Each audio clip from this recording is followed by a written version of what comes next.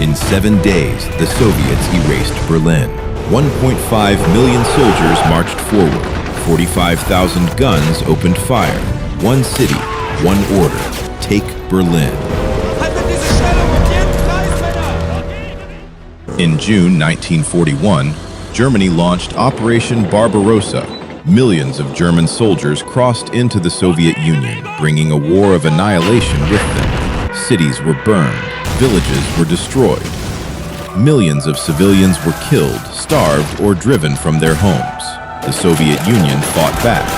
At Stalingrad, the German advance met a city that refused to fall. For months, Soviet soldiers fought through streets reduced to rubble. Factories became fortresses. Every building became a battlefield. The fighting was brutal, close, and relentless, but the Red Army held on. Then, in November 1942, the Soviets surrounded the German 6th Army.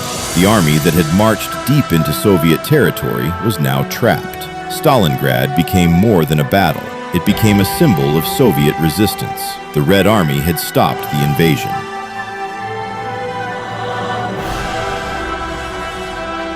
And from that moment, the Soviets pushed west. The Red Army took back city after city. Through Ukraine, Belarus, and Poland, the front moved toward Germany. In 1944, Operation Bagration shattered German forces in the east. The Soviets surged into Germany. Berlin was within reach. But the Seelow Heights stood between the Red Army and the capital. 1.5 million Soviet troops gathered for the assault. 40,000 guns and mortars were brought forward. Behind them came thousands of tanks and assault guns. On April 16, 1945, the waiting ended. The guns opened fire. The assault on the Seelow Heights had begun.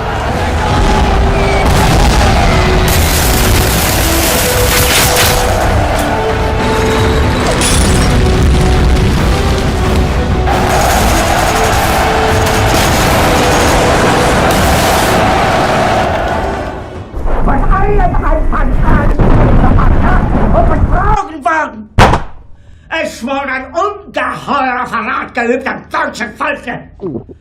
April 1945. Nearly 27 million Soviet citizens had died.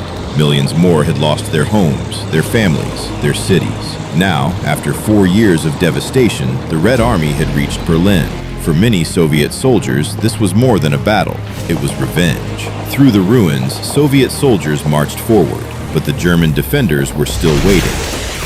Berlin would demand an unimaginable price. The Red Army was now fighting through a city where there was almost nowhere to hide.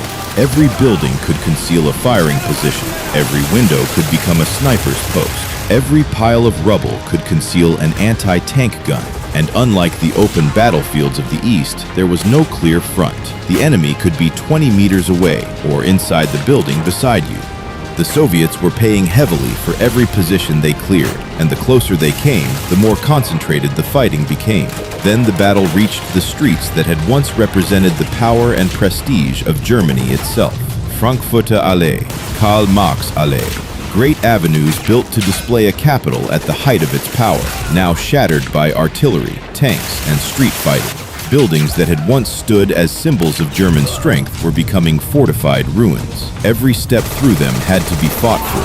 Every avenue became another killing ground. And the closer the Soviets pushed toward the historic center, the more desperate the resistance became. Ahead lay Unter den Linden, one of Berlin's grandest boulevards. Beyond it stood the Brandenburg Gate, a landmark that had witnessed generations of German history. Now standing in the path of the final battle, the Soviets were close, but between them and the gate were still streets to clear. The Red Army was slowly forcing its way inward, but the closer they came, the more brutal the fighting became, and soon they would reach the streets leading toward the very heart of Berlin. But before that, on the other side of the globe, another final chapter of the Second World War was unfolding. This video is sponsored by Massini Mach, and few machines better embody the scale and brutality of that Pacific War than Yamato, the largest battleship ever built. 72,000 tons of steel, 9 460mm guns. In April 1945, while the Soviets were fighting toward Berlin, Yamato sailed on Operation Tengo, a one-way mission toward Okinawa. Wave after wave of American aircraft attacked. Bombs and torpedoes hammered the ship for hours. Yamato fought back until, on April 7, 1945, the legendary battleship finally disappeared beneath the Pacific. A final voyage wrapped in the Japanese warrior ideals of duty, sacrifice, and Bushido. Now, Massini lets that legend be rebuilt. 2,569 pieces, 1 to 300 scale, 80 centimeters long. Use the link below and the 5% discount code to build it yourself. And your purchase also supports the channel, helping make future World War II documentaries bigger, more detailed, and better produced. Build Yamato. Support the next documentary. Now, back to Berlin. Because while Yamato was making its final voyage in the Pacific, the Red Army was fighting its way toward the heart of Berlin, and the Brandenburg Gate was getting closer. The eastern advance was now reaching Frankfurter Allee, and waiting for the Soviets were 22 German tanks prepared specifically for Berlin's final defense. 12 Panzer IVs, 10 Panthers, but these were no longer normal tanks. Their engines and running gear had been removed. They were dug into defensive positions and turned into fixed guns, covering the Soviet approaches. One Panther was positioned at the junction of Frankfurter Allee and Müllendorfstraße. It could not retreat, it could only fire, and the Soviets came straight toward it. The 94th Guards Rifle Division was pushing through this sector as Soviet armor attacked along the avenue. The fighting around Frankfurter Allee was only one part of a much larger squeeze. While Soviet forces pushed from the east, other formations were closing in from the south and north. On April 25th, the encirclement was complete. Berlin was cut off. But inside the city, the fighting continued. The Soviets now began pressing toward the inner defensive ring. Alexanderplatz became one of the next major objectives. The eastern approaches were being forced open, while Soviet formations attacked deeper from other directions. German units were no longer defending a continuous front. They were defending fragments of the city, and that changed everything. A position could still hold, but its neighboring position might already be under attack from another direction. Routes between German formations were disappearing. On April 26th, Berlin's defense commander, Helmut Weitling, was forced to abandon his headquarters and establish a new command post in the Bendle block area. Then that position became dangerous too. The German command structure was physically being pushed backward by the Soviet advance. And outside the city, Hitler was still demanding counterattacks. The most famous was Felix Steiner's supposed attack from the north. Hitler had been told it could help save Berlin, but Steiner's force was too weak and too depleted to carry out the order. The attack collapsed within hours. Then came another hope, Walter Wenck's 12th Army. Hitler expected it to break through toward Berlin, but Wenck's army was already fighting for its own survival. The armies on Hitler's maps still looked powerful.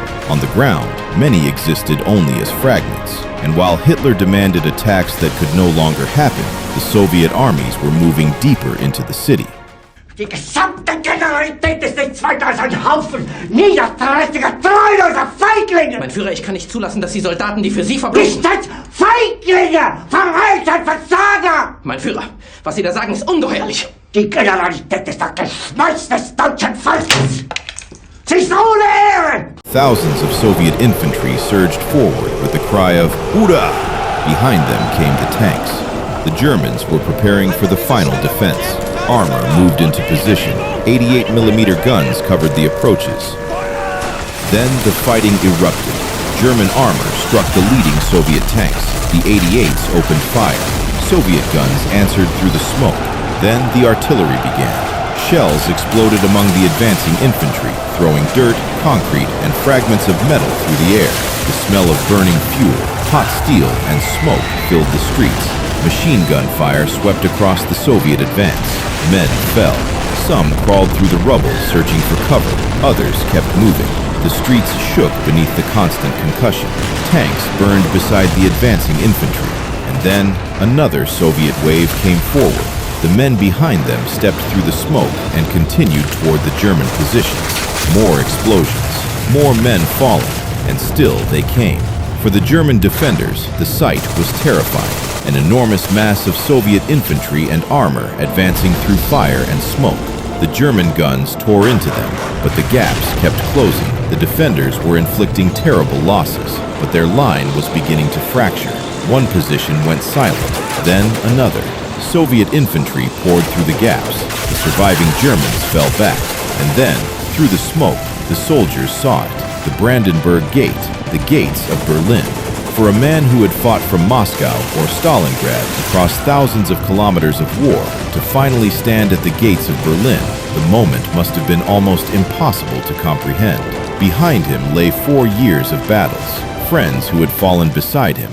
Beyond those gates, one final objective remained, the Reichstag. The final assault began. Soviet infantry surged through the smoke as German machine guns tore into the advance. Tanks hammered the remaining positions. Artillery smashed the streets around the building. Men who had crossed thousands of kilometers of war were now fighting for the final meters. The resistance was fierce, but the Red Army kept coming. Through smoke, fire, and collapsing ruins, Soviet soldiers forced their way toward the building. German positions were overwhelmed, one after another. And then, the Soviet flag rose above Berlin. 4 years of retreat, sacrifice, destruction, and death. The war had ended. On April 30th, 1945, Adolf Hitler committed suicide. Berlin had fallen.